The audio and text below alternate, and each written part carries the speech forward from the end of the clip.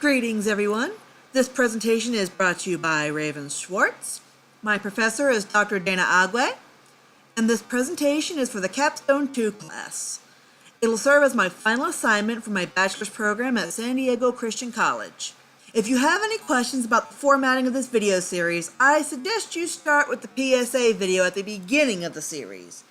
It'll explain why things are set up the way they are and why a pony is teaching it to you. Now, let's begin. When one mentions the idea of imaginary friends, there are two places the mind will commonly go. On the one hand, many associate the phenomenon with young children and the exploration of pretend play. These days, very little concern is placed on the common exhibition in child psychology. However, when the topic of imaginary friends is associated with those who are in their adolescence and adulthood, the negative outlook becomes quite apparent.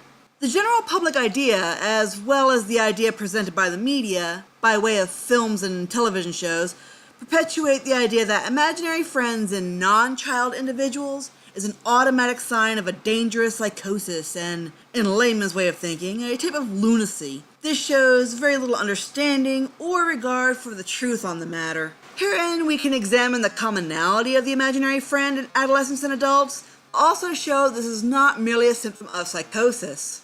If anything, the more common usage for this companionship is to serve as a form of entertainment, to learn social keys, and even self-therapy.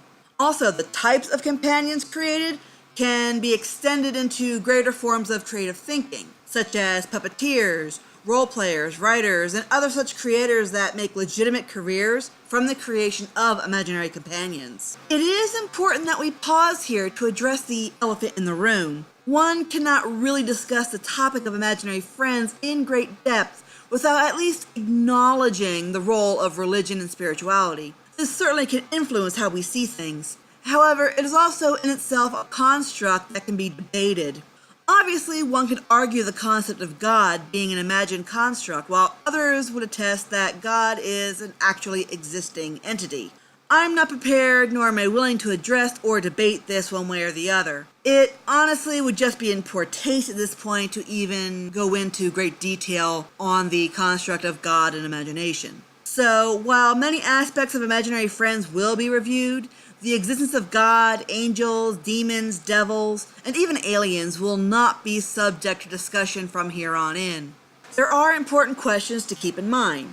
In a nutshell, the purpose of the imaginary friend in adolescents and adults will be explored. So we have to ask ourselves, what are the stigmas that are often faced? What are the benefits, if any?